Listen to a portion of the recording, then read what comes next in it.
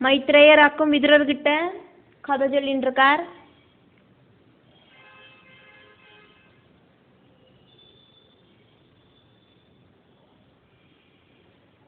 ஒன்னாவது ஸ்லோகத்திலேருந்து 5வது ஸ்லோகம் வரைக்கும் ஒட்டுக்க நம்மளோட அர்த்தத்தை பார்க்குறோம்.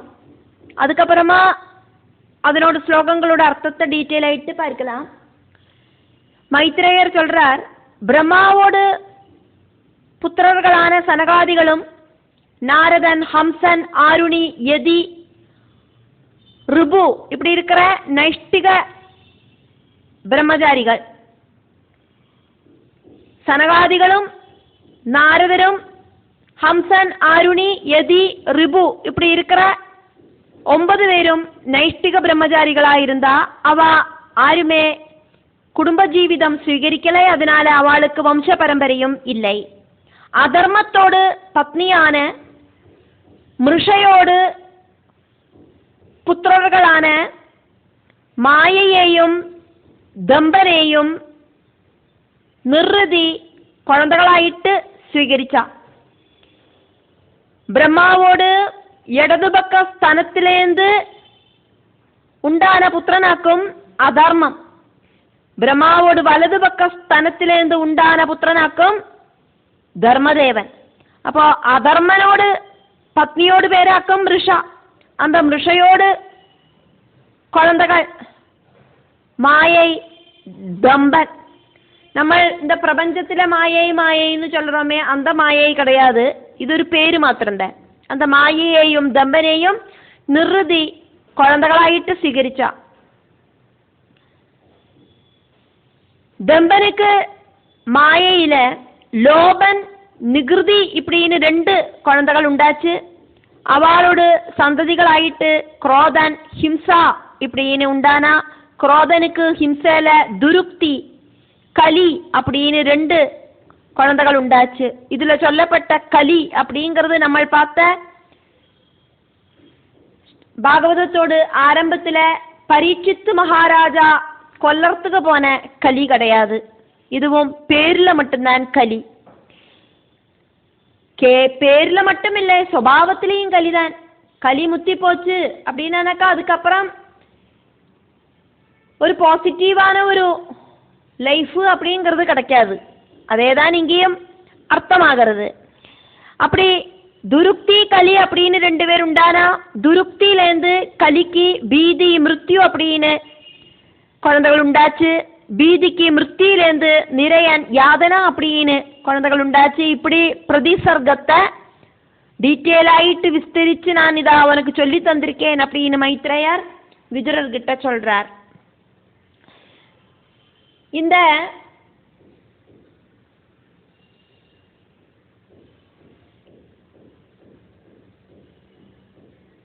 பலவிதமான துக்க பாவங்களுக்கு ஒரு பேரை கொடுத்து அதற்கு ஒரு ரூபத்தை கொடுத்து இங்க வர்ணிக்கவாக்குமே செஞ்சார் மைத்ரேயர்.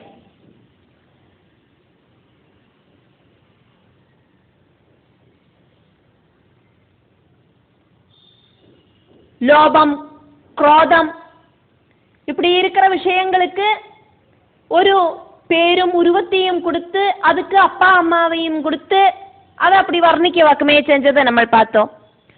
இப்படி விஸ்தரிச்சு சொல்லி தந்திருக்கேன். இந்த புண்ணிய சரிதம் 3 தடவை கேட்கணும்னு சொல்றார். 3 தடவை இதை ரிப்பீட் பண்ணி கேட்கறவாளோடு சர்வ பாவங்களும் இல்லாம போயிடும். இந்த கெடுதல் பண்றவாளோடு கதைகள் எல்லாம் 3 தடவை எதுக்காக்கும் கேட்கணும் அப்படின்னு சொல்லப்படுறது. 3 தடவை கேட்டானா என்னாகும்? அந்த மாதிரி ஒரு கெடுதலை ஆருக்கும் நம்ம செய்ய மாட்டோம். அதன் வழியா நம்மளோட சரீரத்துக்குள்ள இருக்கிற ஹிருதயத்தில் இருக்கிற எல்லா விதமான கெடுதலான எண்ணங்களையும் தொலைச்சிடுவோம். அப்படி நம்ம புண்ணியத்தை சேர்த்திப்போம். அதாக்கும் அது வழியா நம்ம அர்த்தமாக்கிறோம் இப்படின்னு மைத்ரேயர் சொல்றார். இப்படி 5 ஸ்லோகங்கள் வழியாக்கும் இந்த அதர்மனோட பரம்பரைய இங்க வர்ணிக்கப்படுறது. அதை நம்ம இப்ப தனித்தனியா எடுத்து பார்க்கிறோம்.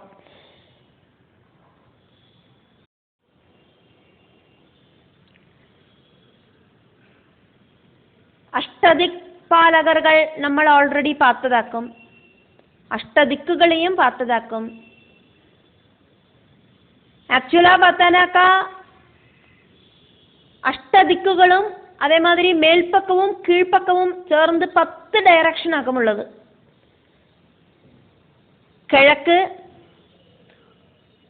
തെക്ക്, മേற்கு, വടക്ക്,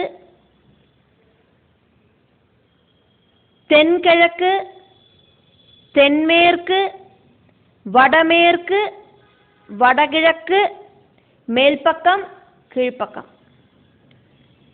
கிழக்குக்கு அதிதேவதை இந்திரன்,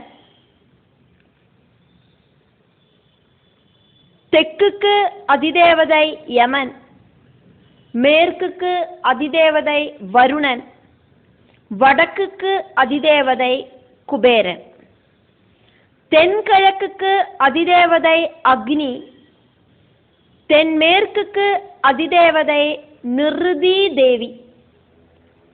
நிருதி அப்படிங்கிறது தேவியாக்கும், நிருதி தேவியாக்கும் தென்மேற்குக்கு அதிபதி.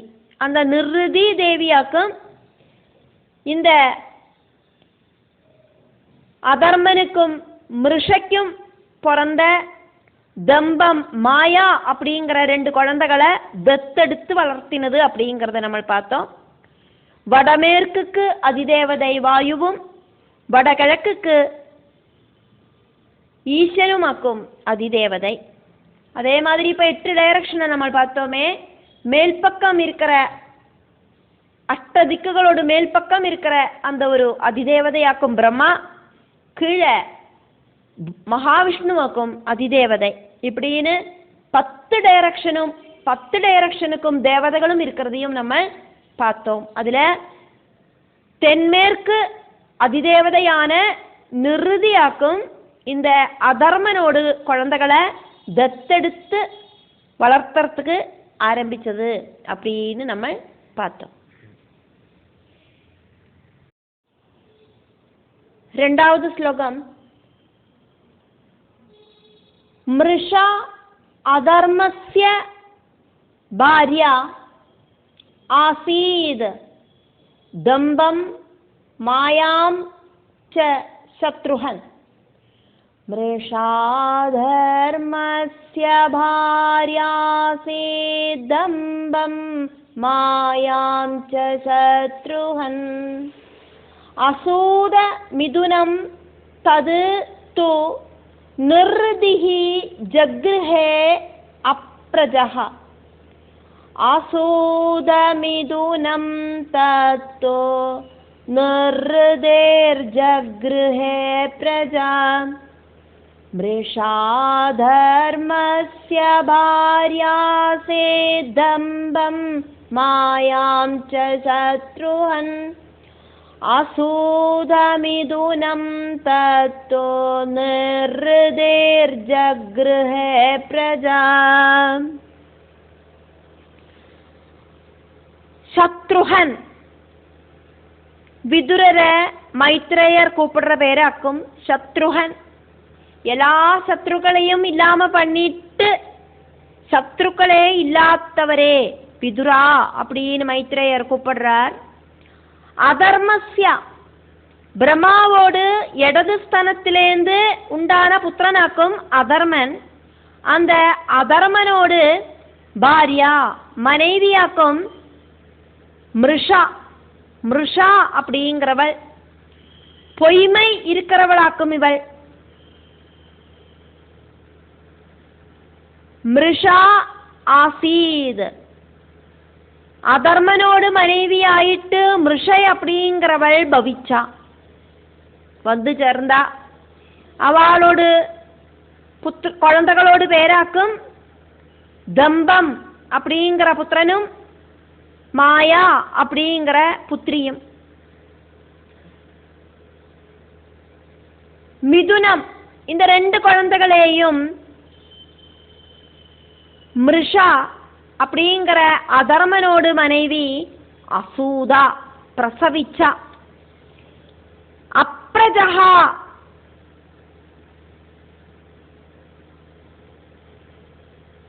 குழந்தை பாக்கியம் இல்லாத. அப்ரஜஹா து நிர்திஹி குழந்தைகளே இல்லாத நிருதி தேவியாகட்டும், தது மிதுனம், தம்பம், மாயா இப்படிங்கிற 2 குழந்தைகளையும் ஜக்ருஹே குழந்தைகளாயிட்டு தத்தெடுத்து ஸ்வீகரிச்சா. நிருதி அப்படிங்கிறது ஒரு தேவதையாக்கும். தென்மேற்கு கோணில் இருக்கிற ராட்சச தேவதையாக்கும் நிருதி. அதர்மதேவன் அவரோட மனைவி மிருஷை, அவளுக்கு பிறந்த 2 குழந்தைகளாக்கும் தம்பம், மாயா. இவாளை குழந்தை பாக்கியம் இல்லாத நிருதி அப்படிங்கிற ராட்சச தேவதை தத்தெடுத்தது. தர்மதேவனுக்கு கர்தமனோடு 13 நல்ல குவாலிட்டிஸ் இருக்கிற புத்திரிகளையாக்கும் மனைவியாயிட்டு கிடைச்சது அப்படிங்கிறத நம்ம பார்த்தோம். அதர்மனுக்கு துஷ்ட பிரவൃத்திகள் செய்யற அதர்மனுக்கு மிருஷா அப்படிங்கிற பொய்மை இருக்கிற மனைவியாக்கும் ஜோடி ஆயிட்டு வந்தது. தது தூ மாயா அப்படிங்கிற அவளை நிருதி, அஷ்டதிக்குகளிலே ஒரு திக்கோடு தேவதையான நிருதி. அந்த நிருதிக்கு ராட்சச கேரக்டராக்கும் இருக்கு. அந்த நிருதிக்கு குழந்தைகள் இருக்கலே, அதனால மாயா அப்படிங்கிற அதர்மனோடு பெண் குழந்தையையும், தம்பஹா தம்பன் அப்படிங்கிற அதர்மனோடு ஆண் குழந்தையையும் குழந்தைகளாயிட்டு தத்தெடுத்து வளர்த்தினா.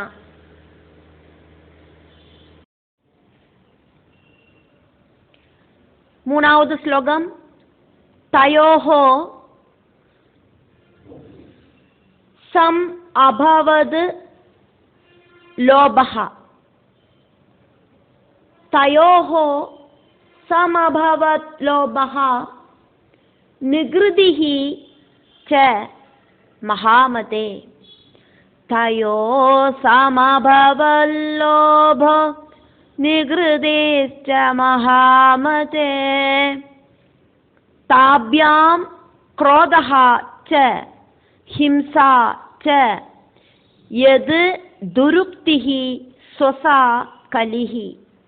ताभ्यां क्रोधश्च हिंसा च यद्दुरुक्ति स्वसा कलि.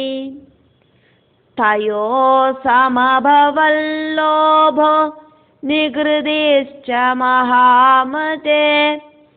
ताभ्यां क्रोधश्च हिंसा च यद्दुरुक्ति स्वसा कलि.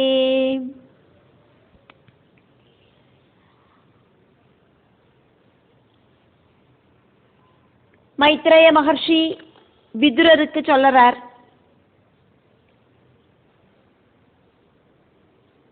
ரொம்ப ரொம்ப ஞானியாக்கும் விதுரர். அதனால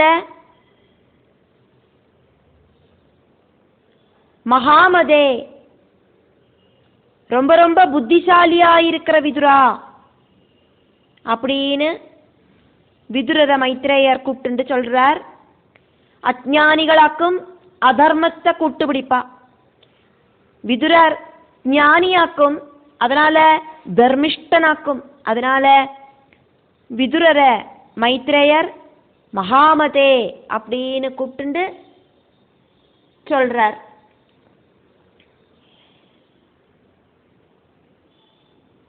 நமக்கு நாமே சத்ருவாகணுமா, நமக்கு நாமே மித்திரமாகணுமா அப்படின்னு நமக்கு நாம் தான் முடிவு பண்ணணும். அதர்ம பிரவൃத்திகளை செஞ்சானாக்கா, அதர்ம பிரவൃத்திகளை நினைச்சு பார்த்தா கூட நமக்கு நாமளே சத்ருவாயிடுவோம். இதுவே சத் பிரவൃத்திகள், தர்ம சிந்தனையோடு கூடின விஷயங்கள் இதெல்லாம் நம்மளோட வாழ்க்கையில நடக்கும் அப்படின்னாக்கா நமக்கு நாமே மித்திரமாவோம்.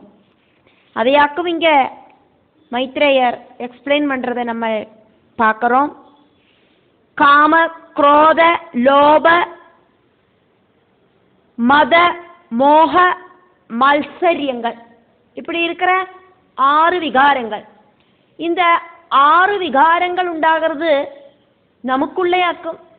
நமக்குள்ள இந்த 6 விதமான டெண்டன்சி உண்டாகிறதுனாலேயாக்கும் நமக்கு பலவிதமான துக்க அனுபவங்கள் உண்டாகிறது.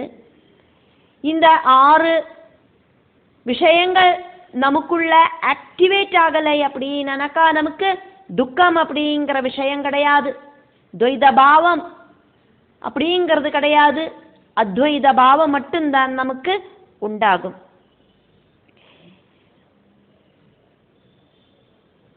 அதனால இந்த 6 விஷயங்களுக்கு காம குரோத லோப மத மோக மல்சரியங்களா இருக்கிற 6 விஷயங்களுக்கு ஒரு உருவத்தை கொடுத்துட்டு அதுக்கப்புறமா அந்த உருவத்தோடு ஆக்டிவிட்டீஸை இங்க மைத்ரேயர் விதுரருக்கு அழகாயிட்டு வர்ணனை பண்ணி கொடுக்கிறார்.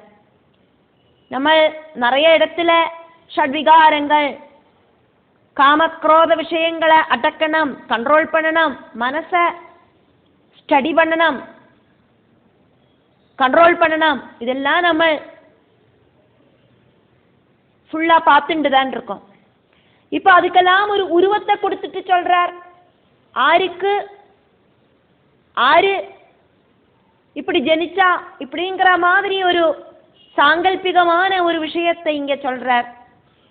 காமக்ரோதங்கள் ஆருக்கு பிறந்தா, அதே மாதிரி லோபமாருக்கு பிறந்தது, மோகமாருக்கு பிறந்தது, இப்படி எல்லாம் அதுக்கு ஒரு அப்பா அம்மாவே எல்லாம் சாங்கல்பிகமாயிட்டு கொடுத்துட்டு இங்க மைத்ரேயர் விதுரருக்கு வர்ணிக்கிறார்.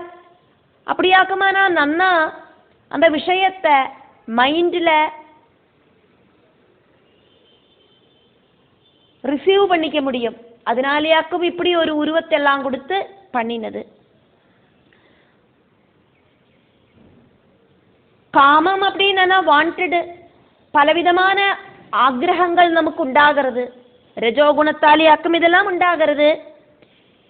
குரோதம் அப்படின்னா கோபம், அதே மாதிரி மதம் அப்படின்னாக்கா ஈகோ, மோகம் அப்படின்னா அட்டாச்மெண்ட், மாத்சரியம் அப்படின்னா மல்சர புத்தி, அடுத்தவாகிட்ட போட்டி போடுற குணம், அதே மாதிரி அடுத்தவாளை துரோகிக்கணும் அப்படிங்கிற சிந்தனை, இப்படி பலவிதமான விஷயங்கள் நமக்குள்ள உண்டாகிறது. இதெல்லாம் உண்டாகாம இருந்தது அப்படின்னா நமக்கு நாமே மித்ரம், இதெல்லாம் உண்டாகிறதுனாலேயாக்கும் நமக்கு நாமே சத்ரு.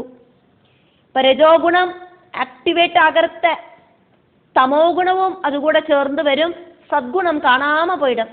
அந்த சத்குணம் இன்க்ரீஸ் ஆச்சுன்னா இந்த ரஜோகுணமும் தமோ குணமும் படிப்படியா கம்மியாகி காணாம போயிடும்.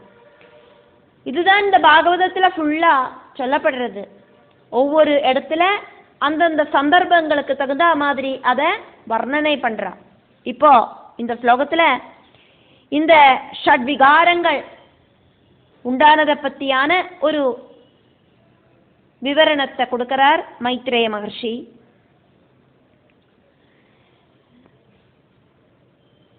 தயோ சமபவல்லோபோ நிகிருதிஷ்ச மகாமதே தாப்யாம் க்ரோதஸ்ச ஹிம்சாஜ யத்துருக்தி சுசாகலே. தயோஹோ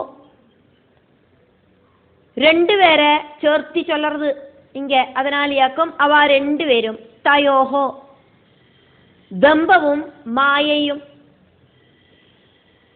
அவளையாக்குமே நிருதி தேவதை தத்தெடுத்து வளர்த்தினது. அவ 2 பேரும் சகோதரங்கள் ஆக்கும் அப்படிங்கிறத நம்ம பார்த்தோம். அதர்ம தேவனுக்கு மிருஷா அப்படிங்கிற மனைவியில பிறந்த குழந்தைகளாக்கும் அவ 2 பேரும், அப்படியாக்குமானா அவ 2 பேரும் சகோதரங்களாக்கும். அவள நிருதி அப்படிங்கிற தேவதை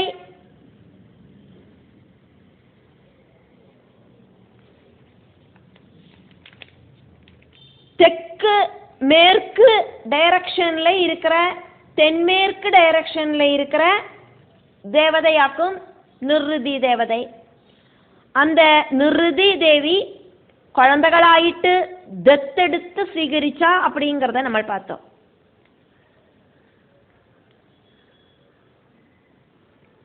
இதே ஸ்லோகத்துல நம்ம இதை மறுபடியும் பார்க்கிறோம். இந்த ஸ்லோகத்துக்கு முன்னாள்த்த ஸ்லோகத்துல மாயைய நிருதி புத்திரியாயிட்டு സ്വീകരിச்சா அப்படிங்கிற அர்த்தம் எடுத்தானாக்கா இந்த ஸ்லோகம் அதுக்கு நன்னா சூட்டபிள் ஆகும். ரெண்டாவது ஸ்லோகத்துல ரெண்டு பேரையும் நிருதி குழந்தைகளாயிட்டு സ്വീകരിச்சா அப்படிங்கிறத நம்ம பார்த்தோம். அந்த ஸ்லோகத்துல தது து மாயை அப்படிங்கிறவளை மட்டும் நிருதி தேவி புத்திரியாயிட்டு സ്വീകരിச்சா அப்படின்னு அர்த்தம் எடுத்துட்டானாக்கா இந்த மூணாவது ஸ்லோகம் அந்த ஸ்லோகத்துக்கு ரொம்ப மேட்ச் ஆயிட்டு பவிக்கும். காரணம் இந்த ஸ்லோகத்துல மாயையும் தம்பவும் பரஸ்பரம் திருமணம் பண்ணிண்டா அப்படின்னு சொல்லப்படுறது. நிருதி தேவியோடு தத்து புத்திரியான மாயைய அதர்ம தேவனோடு புத்திரனான தம்பம் திருமணம் பண்ணிண்டார் அப்படின்னும் எடுத்துக்கலாம். அதர்ம தேவனுக்கு தம்பவும் மாயையும் குழந்தைகளாயிட்டு ஜனிச்சா அந்த மாயை அப்படிங்கிற பெண் குழந்தைய நிருதி தேவி புத்திரியாயிட்டு தத்தெடுத்துட்டோன சகோதர ஸ்தானம் அப்படிங்கிறது மாறுறது. அதனால அதர்ம தேவனோடு புத்திரனை நிருதி தேவியோடு வளர்த்து மகள் திருமணம் பண்ணிண்டா அப்படின்னு அர்த்தம் எடுத்துக்கலாம். லோபஹா லோபம் அப்படிங்கிற புத்திரனும் எത്ര கிடைச்சானாலும் பத்தலை பத்தலை அப்படிங்கிற அதியாசையாக்கும் லோபம். அந்த லோபம் தம்பம் அப்படிங்கிறதுலேருந்து உண்டாகிறது யாக்கும் இங்கே சொல்லப்படுறது. லோபத்துக்கும் தம்பத்துக்கும் எல்லாம் ஒரு உருவத்தை கொடுத்துட்டு நம்ம இதை பார்க்கிறோம். நாமத்தையும் உருவத்தையும் கொடுத்துண்டு மைத்ரேயர் இங்க வர்ணிக்கிறார். லோபஹா சமபவது லோபம் அப்படிங்கிற புத்திரன் நன்னா ஜனிச்சார்.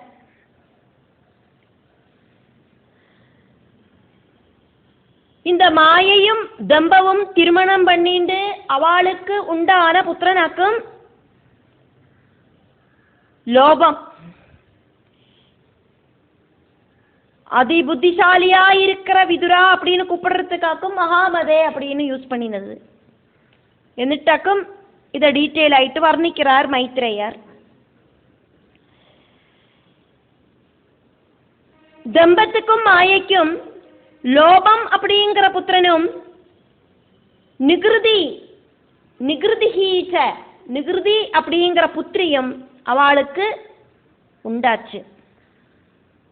நிகிருதி அப்படின்னா செய்யற எந்த ஒரு விஷயங்களுக்கும் நன்றி அப்படிங்கிறது இல்லாத சுபாவம்.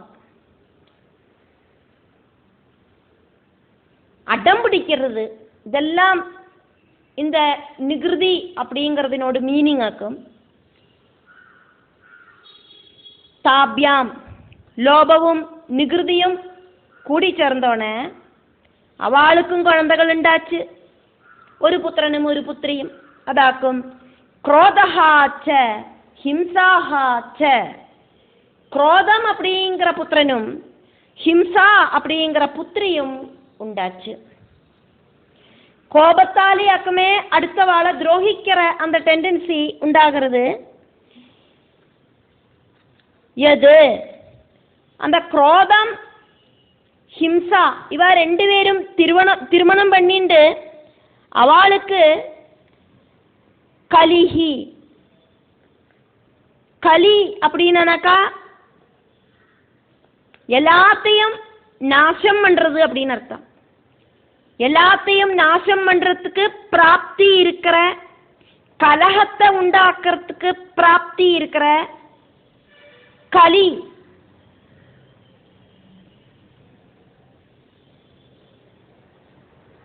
கலிஹி ஸ்வசா, கலியோடு சகோதரி ஆயிட்டு துருக்தி, ദുഷിച്ച വാക്കും ഉണ്ടായി വന്നത്. அதர்மத்தோடு வம்ச பரம்பரையை ஆக்குமே இங்க நம்ம பார்த்துட்டு இருக்கோம்.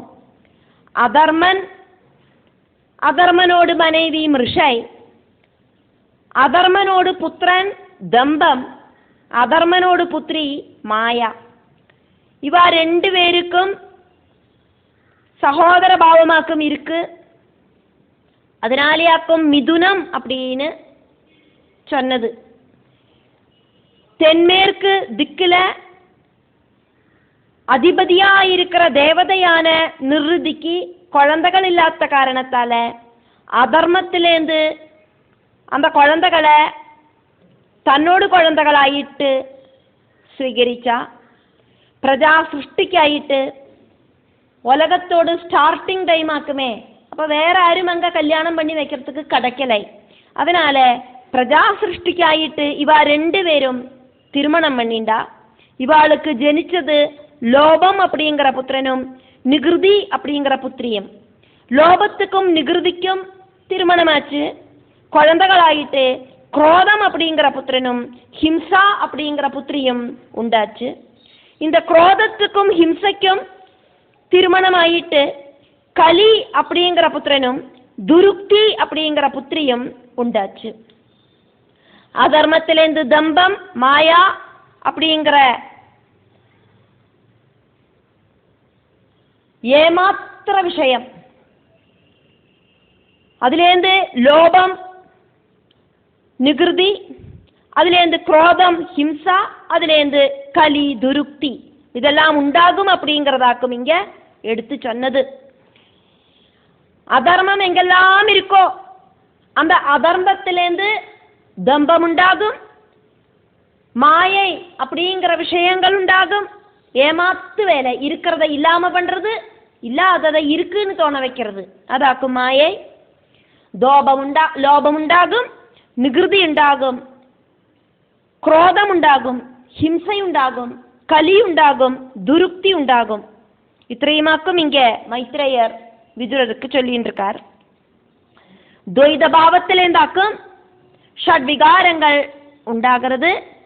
காம குரோத லோப மோக மத மத்சரியங்களா இருக்கிற ஷட்விகாரங்கள் உண்டாகிறது. ஷட்விகாரங்கள் அப்படிங்கிறது அதர்மத்துக்கான ஒரு வழியை உண்டாக்குறது. அதர்ம பிரவൃத்திகள் நரகத்துக்கான வழியை உண்டாக்குறது. நரகத்துக்கு போய் சேரறதுக்காயிட்டு அதர்மத்தை நம்ம நன்னா பிடிச்சுக்கிறோம். சொர்க்கத்துக்கு போய் சேரறதுக்காயிட்டு தர்மதேவனை நன்னா கெட்டியா பிடிச்சுக்கிறோம். அப்போ நமக்கு நாமே சத்ருவாகணுமா, நமக்கு நாமே மித்திரமாகணுமா அப்படிங்கிறத நமக்கு நாமே யோசனை பண்ணணும் அப்படின்னு மைத்ரேயர் விதுரருக்கு சொல்றார். விதுரா, நீ ரொம்ப ரொம்ப புத்திசாலி ஆக்குமே, அதனால நீ இதெல்லாம் நல்லா தெரிஞ்சுக்கோ அப்படின்னு சொல்றார்.